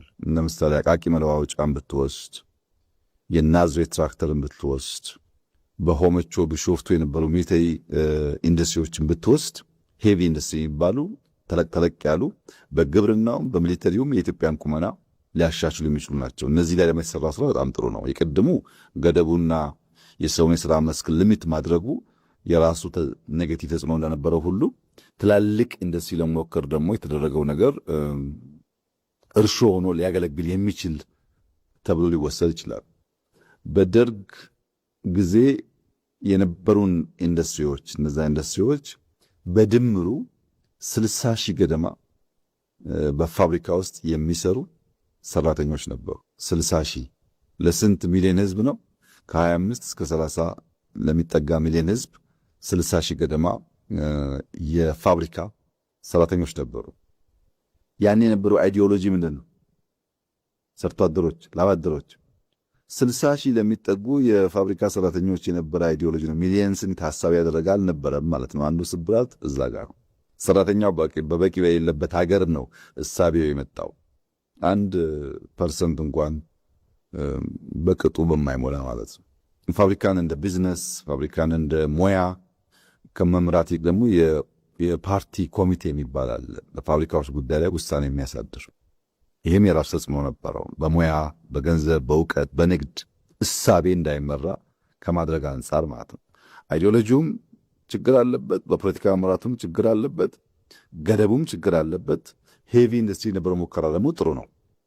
ቅድም እነማን ናቸው ያልኩ ሀገራት እነ ግሪክ፣ እነ ጃፓን፣ እነ ጣሊያን ናቸው አይደለም። በደርግ ጊዜ ደግሞ የነበሩት አብዛኛዎቹ ሶቪየት ህብረት፣ ቼኮስሎቫኪያ፣ ምስራቅ ጀርመን ነበሩ። ሀገራት ተቀየሩ፣ እሳቤ ተቀየረ ማለት ኮንቲኒቲ ጠፋ። ወደ ኢህአደግ ዘመን ስንመጣ የመጀመሪያዎቹ 10-12 ዓመታት በኢህአደግ ዘመን የባከኑ ዘመናት ናቸው። ከ83 እስከ 94-5 ድረስ ብዙም ኢንዱስትሪ ላይ ይህ ነው የሚባል ስራ አልተሰራም። በዛ ጊዜ የነበረው ስራ ደርግ የነበረውን የ5,000 ገደብ ወይም የአንድ ሰው ገደብ ማንሳት፣ ያን የነበሩ ገደቦች ማንሳት ላይ በህግ ደረጃ የተሰሩ ስራዎች አሉ። ነገር ግን የመጀመሪያው የኢንዱስትሪ ልማት ስትራቴጂ ኢህአደግ ያወጣው 1995 ነው። 83 ስልጣን ይዞ ከ12 ዓመት በኋላ ማለት ነው። እስከዛ የተሰራው ስራ ምንም አልተሰራም ባይባልም በደንብ በፖሊሲ በእቅድ ታስቦ ታልሞ የተሰራ ሊባል የሚችል ስራ አልነበረም። ከ95ቱ በኋላ እስከ 97 ያው ሙከራዎች ነበሩ። ምርጫው መጣ። ከምርጫው በኋላ በነበረ ጊዜ ከ95 እስከ 2010 ከሞላ ጎደል 15 ዓመታት የነበረው ስራ ግን በጣም ጥሩ ነበር፣ በንጽጽር ማለት ነው። ከነበረው ስራ አንጻር አንደኛ በወጪ ንግድ ላይ ያተኮረ ጨርቃጨርቅ እና ቆዳ ላይ ለማተኮር ጥረት ተደርጓል። ለግል ባለሀብቶች መጠነኛም ቢሆን ድጋፍ ለማድረግ የኢንዱስትሪ ፓርኮች ቁጥራቸው ውስጥም ቢሆንም ለመስራት ተሞክሯል። አጠቃላይ በግሉ ሴክተር በፕራይቬት ሴክተር የነበረው የኢንዱስትሪ ብዛትም ወደ 3000 ገደማ አድጓል። መካከለኛና ከፍተኛ ኢንዱስትሪዎች ወደ 3000 ገደማ አድገዋል። በዚህ ጊዜ ደግሞ ምን መጣ ያልከኝ እንደሆነ ቱርኮች፣ ቻይናዎች፣ ህንዶች አዳዲስ ሀገራት መምጣት ጀመሩ። በሶስቱም ጊዜ የምታያቸው ሂደቶች ኮንቲኒቲ ማጣት ነው። አንደኛው ይጀምራል፣ ሙከራዎች አሉ። ያ ሙከራ ግን አንደኛው ሲመጣ ኮምፕሊትሊ ያፈርሰዋል። ለዚህ ነው መደመር ያስፈልጋል። ወደኋላ ስንመለስ ጎጂ ነገሮች አርመን ጠቃሚውን ግን አስፍተን መሄድ አለብን የሚል አቋም የያዝንበት ዋናው ምክንያት እኔ እሰራለሁ፣ አንተ ታፈርሳለህ፣ አንተ ትሰራለህ፣ ያፈርሳለሁ። በዚህ መንገድ አገር ሊገነባ ስለማይችል ነው። ከፍተኛ ማነቆ የነበሩ ጉዳዮች ምንድን ናቸው? በዚህ ጊዜ ያልከኝ እንደሆነ አንደኛ የዶላር እጥረት ነው። ኢንዱስትሪን አስበን የገንዘብ ገበያው ግን ለዛ ምቹ አልነበረም። ሁለተኛው ሎጂስቲክስ ነው። ትራንስፖርት ከሌሎች ሀገራት 2-3 እጥፍ ውድ ነው። በቂ መንገድ የለም፣ ሃይዌይ የለም፣ ፖርት የለም። እነዚህ ሁሉ በከፍተኛ ደረጃ ይጎታል ኢንዱስትሪውን። ሶስተኛው ግን ትስስር ነው። እነዛ የቆጠርኩልህ ፋብሪካዎች 90% ሜይን ግብአታቸው ኢንፑት የሚያገኙት ከውጭ ነው። ጨርቃጨርቅም ቢሆን በአገሬ ጥጣለ በሚል አለ የሚንተራሰው፣ ቢራም ቢሆን ገብስ አልባ ለሚንተራሰው አብዛኛው ከውጭ ይመጣል። ወደ ውጭ ተመልሶ ይወጣል። በዚህ ምክንያት ትስስር ማነስ ማጋጠሙ፣ የኮንቲኒቲ ችግር አንዱ የጀመረውን አንደኛው ማስቀጠል አለመቻሉ፣ የፖሊሲ ለውጦች ደግሞ ባለመደረጋቸው በድምሩ ሲታይ በርከት ያለ ጥረት ቢደረግም መዋቅራዊ ሽግግር ሊያመጣ አልቻለም ኢንዱስትሪ። በኃይለሥላሴም ከፍተኛ ሙከራዎች ነበሩ፣ በደርግም ነበር፣ በኢህአደግም ጊዜ ነበር። እነዚህ ግን መዋቅራዊ ለውጥ ያላመጡት አንዱ በአንደኛው ላይ እየደመረ የአንደኛውን ሳያፈርስ የመቀጠል ትሬንዱ ውስን ልምምድ ስለነበረ የመጣ ችግር ነው። እንግዲህ እነዚህ ክፍተቶች ካሉ እርሱ የሚመሩት መንግስት አዲስ በሆነ ፖሊሲ መጥቷል። ምንድን ነው አዲሱ ነገር? ያለፉትን ድክመቶች፣ ጉድለቶች በምን አይነት መንገድ ነው እየተሸፈኑ እየተሞሉ ያሉት? ወሳኝ ጥያቄ ነው። ይህም ጥያቄ ከለውጡ በኋላ የነበረው ነገር መጀመሪያ እነዚያ ነገሮች በቅጡ መረዳትን፣ ምን ሞከሩ፣ ምን ተሳካላቸው፣ ምን አልተሳካላቸውም፣ ዋናው ችግር ምንድን ነው ሚለው መለየት ነው። ኮንቲኒቲ በኢትዮጵያ የስርዓተ መንግስት ግንባታ ውስጥ ትልቁ ስብራት መሆኑን ለይተናል እና መደመር አለበት። የትናንትናም ቢሆን ጠቃሚ ታሪክ፣ ጠቃሚ ስራ መጣል የለበትም የሚለው በጣም በጣም ወሳኝ እርምጃ ነው እና የመጀመሪያው የእሳቤ ለውጥ ነው ያደረግነው።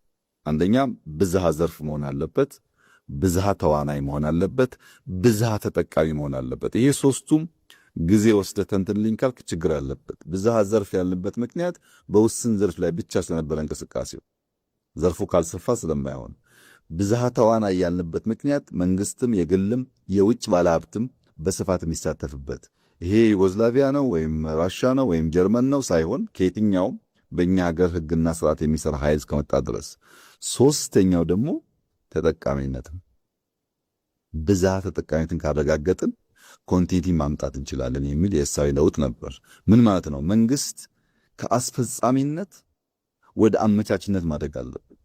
ጉዳዩን የሚያስፈጽም ብቻ ሳይሆን ጉዳዩን የሚያመቻች፣ ቤዚክ ፍላጎቶችን የሚያሟላ፣ ለዛ አስቻይ ነገር በመፍጠር አትራክት የሚያደርግና የሚያሰፋ መሆን አለበት የሚል እሳቤን የያዝ ነው። ለዚህ ብለን አገር በቀል የኢኮኖሚክ ሪፎርም አጀንዳ ቀረጽን ማለት ነው። አንደኛው ትኩረት ምን ነበረ? ያኔ ስብራት የሆነ ኢንዱስትሪው እንዳያድግ ያደረገው ማክሮ ኢኮኖሚ መዛባት ነው።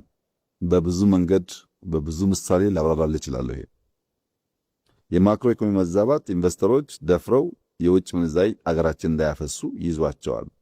ሁለተኛው ምርታማነትና በዓለም አቀፍ ደረጃ ሊወዳደር የሚያስችል ኳሊቲ ማጣት ነው። ሶስተኛው ከሀገራዊ ኢንዱስትሪዎች ጋር ትስስር በማጣት የሚመጣው ኢንዱስትሪ ግብአቱም የሚሸጠውም ሌላ ቦታ ስለሆነ ለሎካል ኢንዱስትሪ ያለው የማስተማርም የእውቀት ሽግግር የማረጋገጥ ሁኔታም በጣም ውስን በመሆኑ ነው። እነዚህን ጉዳዮች ደምረን አራተኛው ኮንቲኒቲ ነው። ኢህአዴግ የሚስራው፣ ደርግ የሚስራው፣ ኃይለ ሥላሴ የሚስሩት፣ ሌላ የሚስራው ለሀገር ጠቃሚ ከሆነ መቀጠል አለበት። ከሰራው ሰውዬ እሳቤና ግለሰብ ጋር ባለ ምልከታ ሀገርን የሚጎዳ ጉዳይ መፈጸም የለበትም በሚል ነው። በዚህ ብዙ ነገር ምሳሌ ማንሳት ይቻላል። ለምሳሌ ባለፈው 15፣ 20፣ 30 ዓመት የነበረውን ብቻ ብናነሳ ጥቂት ምሳሌ አንስተን ነገሩን ብንገነዘብ ከዚህ ከአዋሽ ወደ መቀሌ የሚሄደው ባቡር $2.6 ቢሊዮን ብድር ተወስዶ ነው የሚሰራው። $2.6 ቢሊዮን ብድሩ ደግሞ ጤነኛ የሚባል ብድር አይደለም፣ ኮመርሻል ሎን ነው። ከዚህ መቀሌ፣ ከዚህ አስመራም፣ ከዚህ ሞያሌም ባቡር ያስፈልጋል። ለኢትዮጵያ በጣም መሰረታዊ ነገር ነው። መቼ እና እንዴት የሚለው ግን በጣም ከባድ ጥያቄ ነው። አሁን $2.6 ቢሊዮን ከዚህ መቀሌ ባቡር ላይ በኮመርሻል ሎን ኢንቨስት አድርገህ የምታመላልስበት ምርት ስለሌለ ካለምን ጥርጥር 40-50 ዓመት ኢንቨስትመንቱን አይመልስም። ዕዳ አይከፍልም፣ ኢንቨስትመንት አይመልስም። ቢኮዝ ከሰራኸው በኋላ የምታንቀሳቀስበት ብዙም ምርት ስለሌለ ማለት ነው። በሌላ መንገድ አሁን እኛ ከዳንጎቴ ጋራ የማዳበሪያ ፋብሪካ ይሰራን በ40 ወራት እናደርሳለን ብለን ይሄን ቃላችንን ሲደርስ የምናየው ጉዳይ ሆኖ ማለት ነው። ምን እያደረግን እንዳለን ስለምናውቅ ይሄ ማዳበሪያ ፋብሪካ አጠቃላይ ወጪው $2.5 ቢሊዮን፣ ያኛው 2.6 ነው፣ ይሄ 2.5 ነው። 2.5 መሆኑ ብቻ ሳይሆን አሁን ኢትዮጵያ የምትጠቀምበትን የማዳበሪያ ፍጆታ ከእጥፍ በላይ ያመርታል። አሁን ዛሬ የምንጠቀምበትን ከእጥፍ በላይ ያመርታል። የዛሬ 2 ዓመት ተኩል ቢበዛ 3 ዓመት ፋብሪካው ሰርቪስ ይሰጣል። ከዛ በኋላ በ4፣ 5፣ 6፣ 7 ዓመታት ካለምንም ጥርጥር ኢንቨስትመንቱን ይመልሳል። ካለምንም ጥርጥር ያን $2.6 ቢሊዮን ማዳበሪያ ላይ አውለን ቢሆን ኖሮ በአራት አምስት ዓመታት ገንዘቡን ሲመልስ በዚያ ገንዘብ ባቡሩን ልንሰራው እንችል ነበር። ይሄኛው ግን አፍሰን ብሩን 40 50 ዓመት ስለማይመልስ ኢንፍራስትራክቸሩ ቢኖርም ምንጭንበት እናጓጉዝበት ነገር ምርቱ ስለሌለ እንደ ሀገር ስትወስደው አክሳሪ ኢንቨስትመንት። ሁለተኛ የተጀመሩ ኢንዱስትሪያል ፓርኮችን እንውሰድ። የኢንዱስትሪያል ፓርኮች በብድር $1.6 ቢሊዮን ነው የተወሰደባቸው። $1.6 ቢሊዮን ምን ለማድረግ? ሪል ስቴት ለመስራት፣ ሼድ ለመስራት፣ ቤት ለመስራት። ኢንዱስትሪያል ፓርክ አንድ ሰርተህ በደንብ ውጤታማ ሲሆን 2 3 ማለት ትችላለህ። አት ታይም 10 ሰራለሁ ብለህ 1.6 ቢሊዮን ተበድረህ 10 ቦታ በትነህ ቆርቆሮ ብትጠፈጥፍ ዋጋ የለውም። የኢንዱስትሪ ጽንሰ ሐሳብ አያሟላለህ። ቅድም ምን ብያለሁ? ባይስላሴ ጊዜ የባቡር ሐዲድ ተከትሎ ብያለሁ። የኛው ግን እንደዛ አይደለም ባህሪው። አንዱ ሐዋሳ፣ አንዱ መቀሌ፣ አንዱ ባህር ዳር፣ አንዱ ጅማ ምናምን ማዳረስ ነው የነበረው። ምን ተሰራ? ሼድ በምን? በብድር። ምን ያክል ገንዘብ? $1.6 ቢሊዮን። የኢትዮጵያ ጋዝ አሁን የምትሰራው ፌዝ 1 እና ፌዝ 2 ጋዝ በዚህ በሚያክል ገንዘብ ሊወጣ ይችላል። ፌዝ 1 ፌዝ 2 ኢትዮጵያ በዛ ጊዜ ጋዝ አውጥታ ቢሆን ኖሮ፣ ኢትዮጵያ በዛ ጊዜ ማዳበሪያውን ሰርታ ቢሆን ኖሮ ዛሬ ምን ትሆን ነበር የሚለውን ለአንተ ግምት ተው። ፕሮፐር ኢንቨስትመንት ፕሮፐር ታይም ላይ አድርገን ቢሆን ኖሮ እዳም ቢሆን በብድርም ቢሆን ማለት ነው ዛሬ ጥቅም ነበረው። ስኳር ላንሳለን። ስኳር ለኢትዮጵያ አስፈላጊ ነገር። ኢትዮጵያ ለረጅም ዓመታት ከንጉሱ ጊዜ ጀምራ ከሆላንዶች ጋር የሰራችበት ልምድ ያላት ኤሪያ ነው። ስኳር መስፋት አለበት፣ ምን ጥያቄ የለውም። ግን እነ ፍንጯ፣ ወንጪ፣ መተሃራን የወሰድክ እንደሆነ በኢህአደግ ዘመን ስኳር እናስፋፋ ሳይባል ራሳቸውን የቻሉ ፋብሪካዎች ደሞዝ ከፍለው ትርፍ አመጥተው የሚንቀሳቀሱ ነበሩ። በኋላ ልክ እንደ ኢንዱስትሪያል ፓርኩ እዛም ስኳር ፋብሪካ በየክልሉ እናቋቁም ሲባል አንዳንዶች ፋብሪካዎች ራሳቸውን ችሎ መቆም ስለማይችሉ የፋብሪካ ቁመናቸውን አጡና እንደ አንድ ኩባንያ ኮርፖሬሽን ሆኑ። ፍንጯ ከሚያገኘው ትርፍ፣ ወንጂ ከሚያገኘው ትርፍ ወደ ሌሎች ፋብሪካዎች እንዲሄድ ተደርጎ ማለት ነው። እኛ ስንመጣ ሁሉም ፋብሪካዎች ሞተዋል። ለምሳሌ ወንጂ ሰራተኛ በጣም ቀንሶ፣ ማረስ አቁሞ፣ ምርት ቀንሶ የራሱን ደሞዝ እየከፈለ መቀጠል አልቻለም። ለምንድነው? ድሮ ይችል ነበር፣ ውጤታማ ካውንት ጋር መርጅ ስለተደረገ ማለት ነው። ከመጣን በኋላ ግን ቅድም ካባልኩ ኮንቲኒቲ ለምሳሌ ኦሞ 2 እና 3 ኩራስ ጨርሰናል፣ በለስ ጨርሰናል። ፍንጯን መልሰን በሪፎርም ራሱ እንዲችል መተሃራን ወንጂን አድርገናል። አሁን ትርፋማ ሆነው ማምረት ማረስ ጀምረዋል። ያልደረስንባቸው አሉ። ለምን? በጣም ሰፊ ስለሆነ በመቶ ሺዎች የሚቆጠር ሄክታር መሬት ላይ የሚታረስ ነገር ነው። ቀላል ነገር አይደለም። ኢሪጌሽኑ አለ፣ ግድቡ አለ፣ ፋብሪካው አለ፣ ልምዱ አለ፣ ሰው ኃይሉ አለ፣ ዩኔሚት። በዚህ ምክንያት ሁሉንም ነገር ማዳረስ አይቻልም። ግን 5ቱን ሰርተን ውጤታማ ስንሆን ሌላ 5 ጨምረን ቢሆንስ ብለህ ያሰብክ እንደሆነ ምን ያክል ትርፋማ እንደሚያደርገን እንደ ሀገር መገንዘብ አያስቸግርም። ለምሳሌ የሐዋሳ ኢንዱስትሪያል ፓርክ ከተሰራ በኋላ ከሞጆ ሐዋሳ ቶር ሮድ ተሰርቷል። ሃይዌይ የተሰራ ነው፣ አላለቀም። በብድር ነው።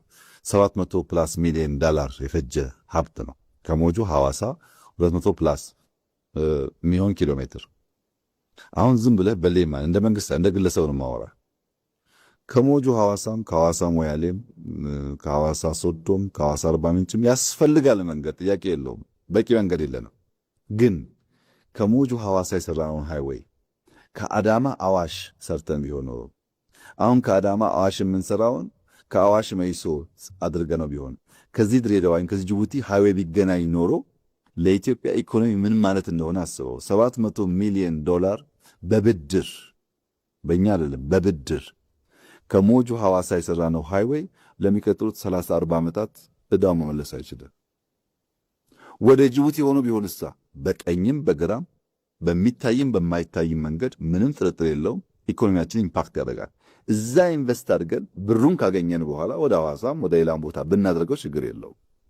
ስራው አይደለም ችግሩ፣ በብድር መሆኑና የምንመርጣቸው ቦታዎች ሪተርን ኦን ኢንቨስትመንት ላይ በጣም አክሳሪ በመሆናቸው ምክንያት ከፍተኛ የሆነ ዕዳ ኢትዮጵያ እንድትሸከምና የማክሮ ኢኮኖሚክ ኢምባላንስ እንዲፈጠር አድርጓል። ኢንቨስትመንቱ ሳይሆን ሮንግ ቦታ በመሆኑ ራሱን ማከም ባለመቻሉ። ለምሳሌ ዩኒቨርሲቲዎች አካባቢ ስታዲየም ላንሳል። በመጀመሪያ ዩኒቨርሲቲዎች ራሳቸው ዩኒቨርሲቲን ልክ እንደ ሃይ ስኩል በየዞኑ መበተን ቅድም እንዳልኩ አዝማሚያን ትሬንድን ካለማየት ካለማጥናት የሚመጣ ችግር ነው። ዩኒቨርሲቲ ምንም ጥርጥር የለውም የዛሬ 30-40 ዓመት ሟቾች ናቸው። የዛሬ 30-40 ዓመት ዩኒቨርሲቲ የሚሰለፍ ሰው አታገኝም። ዩኒቨርሲቲ 4 ዓመት 5 ዓመት የምትማረውን ትምህርት በ6 ወር በ3 ወር ቤት መማር ትችላለህ። ምንም ጥርጥር የለውም። የትሬንዱ እንደሱ የሚያሳየው 4.0 የሚያሳየው እንደዛ ነው። ያም ሆኖ ግን ውስን በጣም ሃይ ኳሊቲ ያላቸው ዩኒቨርሲቲዎች ያስፈልጋሉ። ለምርምር ለቤዚክስም ለአፕላይድም ሪሰርች ያስፈልጋሉ። በየዞኑ የሚረጭ ግን መሆን የለበትም። በየዞኑ ኮንዶሚኒየም መበተን መሆን ግን የለበትም። አሁን ዩኒቨርሲቲዎች ኢንቨስቲጌት ብታደርጉ 1000-2000 ተማሪ መቀበል የሚችል ባዶ ኮንዶሚኒየም ታገኛለህ። ባዶ ኮንዶሚኒየም ደግሞ የተሰራበት እንትን ቺፕ ስለሆነ የሚቀጥልም ይፈራሽ ማለት ነው። ራሱ ዩኒቨርሲቲው እሳቤ ችግር አለበት። ዩኒቨርሲቲ የገነባ ነው ግን በቂ መዋለ ሕጻናት ያለበት ሀገር ሆኖ ቢሆን ኖሮ ችግር አልነበረው። በመንግስት የተገነባ 10 መዋለ ሕጻናት አልነበረም ኢትዮጵያ ውስጥ 10። አንደኛው ዩኒቨርሲቲ ብትሆን ኖሮ በኢትዮጵያ ደረጃ ከበቂ በላይ መዋለ ሕጻናት መገንባት ይችላል። ቢኮዝ ቢሊየን ስለሆነ የሚወጣባቸው። እኛ ስትገነባን መዋለ ሕጻናት ከ34,000 በላይ ገንብተናል አሁን ባለፈው 6-7 ዓመታት። ለምን? ዋናው ትምህርት የሚያስፈልገው ኤርሊ ቻይልድሁድ ኤጁኬሽን ስለሆነ ታች ነው የሚያስፈልገው። ላይውስ ቤዚኩን ነገር ያወቀ ሰው ከኤአይ ሊማር ይችላል። ቤዚኩን ያላወቀ ሰው ብታስገባውም ትርጉም የለውም። ለምንድን ነው መንግስት ዩኒቨርሲቲን እንደ ሃይ ስኩል ከሚበትን መጀመሪያ መዋለ ሕጻናት ቀጥሎ ኤሌመንተሪ ቀጥሎ ሃይ ስኩል ቢያስፋፋና ውስን ሃይ ኳሊቲ ያላቸው ዩኒቨርሲቲዎች ቢሆኑ ኖሮ ምን ያክል ትርፋማ እንደሚያደርገን እንግዲህ ገምት አንተ ራስህ። ኤሌመንተሪ አሁንም ገና በጣም ብዙ ይቀረናል። ሃይ ስኩል አሁንም ገና በጣም ብዙ ይቀረናል። አንዱ የሪሶርስን አሎኬት የምናደርግባቸው ቦታዎች ችግር ደግሞ በዛ ላይ እንደ ቅርጫ ነው፣ ማዳረስ ነው። ከዩኒቨርሲቲ ጋር ተያይዞ የመጣው አደገኛ በሽታ ግን ስታዲየም። ለምሳሌ ሐዋሳ ላንሳለ። የሐዋሳ ከተማ ስታዲየም ብሎ የሆነ አጥራጥሯል። የሐዋሳ ዩኒቨርሲቲ ስታዲየም ብሎ የሆነ አጥራጥሯል። ሁለቱም ስታዲየሞች በካፍ ስታንዳርድ አያሟሉ። አንድ ከተማ ውስጥ 5 ኪሎ ሜትር በማይሞላ ርቀት ውስጥ 2 ስታዲየሞች አሉን። ሁለቱም ግን ለካፍ ስታንዳርድ አያሟሉ።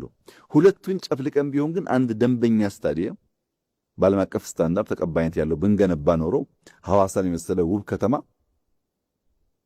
ብዙ የአፍሪካ ክለቦች ሊጫወቱበት ይችሉ ነበር። ስታዲየሙ አለ፣ ገንዘቡ ፈሷል፣ ነገር ግን ስታንዳርድ አያሟላ። ይሄ የሐዋሳ ችግር አለ። ጅማም ሲሚላር ችግር አለ። በየቦታው ይሄ ችግር አለ። ዩኒቨርሲቲ የራሱን ይገነባል፣ ከተማ የራሱን ይገነባል። ሁለቱም ግን ስታንዳርድ አያሟሉ። ዩኒቨርሲቲ ብቻ አይደለም ባይዘው ሆስፒታል አርባ ምንጭ 1000 አልጋ የሚይዝ ሆስፒታል፣ ጅማ 1000 አልጋ የሚይዝ ሆስፒታል፣ ሐረር 1000 አልጋ የሚይዝ ሆስፒታል ብሎ ኮንዶሚኒየም ይገነባል። አሁን ሐረር ብትሄድ ቆሟል። 1000 አልጋ ስትገነባ ስንት ሩሙ ነው ኦክሲጂን ያለው መሆን ያለበት? ምን አይነት ትሪትመንት ነው የሚፈልገው? በሳይዙ ልክ ስታንዳርድ አለው። ያንን አልጋ አርባ ምንጭ ላይ 300 ብለህ ጀምረህ ቦታው ይኑር ግቢው ግንባታው ልምድ እያገኘ 400 500 ብታደርገው ሐረር ላይ 300 ብለህ 400 500 ብታደርገው ኖሮ ቢያንስ 300 ፈንክሽናል ይሆን ነበር። አሁን ሄዳችሁ ዞራችሁ ተመልከቱ። ኮንዶሚኒየሙ አለ፣ ዕቃው የለም፣ ሲቲ ስካኑ የለም። አስፈላጊ ገጀቶች ስላልገቡለት ፕሮፐርሊ ፈንክሽን የሚያደርግ ሆስፒታል ሳይሆን ኮንዶሚኒየም ነው የምታየው። ለምን? በኮንዶሚኒየም ኮንትራት የሚገኝ ኮሚሽን ይገኝበታል፣ ግን ሰርቪስ ፕሮቫይድ አያደርግ። በስመ ዩኒቨርሲቲ የወጣ ሀብት ነው። ከተማና ከተሜ ጋር ተያይዞ ያለው እሳቤ አንድ ሀገር ኔሽን ቢልዲንግ የሚባለው ከናወን ሊሳካ የሚችለው በጥግጊ የሚኖሩ ሰዎች ካሉ ብቻ ነው። በ1 ኪሎ ሜትር ስኩዌር ውስጥ ምን ያክል ሰው አለ የሚለው ጉዳይ ለኢኖቬሽን ለኮምፒቲሽን በጣም ወሳኝ ነገር። የተበተነ ስካተርድ የሆነ ማህበረሰብ ግብርም አይከፍልም፣ ለኔሽን ቢልዲንግም የተመቸ አይደለም። ለምን? ስትበተን አስቸጋሪ፣ ሰብሰብ ስትል በንጽጽር ይሻላል ሰርቪሱ። ጥግጊ በጣም ወሳኝ ነው። ዴቨሎፕመንትን የሚያስብ ማንኛውም መንግስት፣ ብልጽግናን የሚያስብ ማንኛውም መንግስት ከተሜነትን፣ ከተማነትን፣ ግብር መክፈልን፣ ሰርቪስ ፕሮቫይድ ማድረግን ማዕከሉ ካላደረገ ልማት ሊያመጣ አይችልም። ከተማ ያስፈልገኝ ወላዋይ ነው የኔ ኮንስቲትዌንሲ አርሶ አደር ነው ካልክ ልማት አታስብም ማለት ቢኮዝ የተጠጋጋው ማህበረሰብ ይፈጥራል፣ የነቃ ነው፣ ግብር ይከፍላል፣ የምትነግረውንም በቅርበት ይሰማል። ቅርብ ስለሆነ ኢንፍራስትራክቸሩ እንደዛ ላይ እኮ እንደኛ ዘመን ሶሻል ሚዲያ እኮ የተስፋፋበት አልነበርም። እና እንደነዚህ አይነት የእሳቤ ስብራቶች ነበሩ። እነዛን ማድረቅ ላይ ይሰራሉ። ለምሳሌ በደርግ ሆመቾ እና ቢሾፍቱ የነበሩትን የሚሊተሪ ኢንዱስትሪዎች የደርግ ናቸው አያስፈልጉም አላለም። በጣም ዘመናዊ አድርገን ያኔ ከነበራቸው ካፓሲቲ በብዙ እጥፍ ማምረት እንችሉ አድርገናቸው። ለምን አስፈላጊ ስለሆኑ የደርግም ቢሆኑ ኢምፖርታንት ናቸው፣ እንሰራባቸዋለን።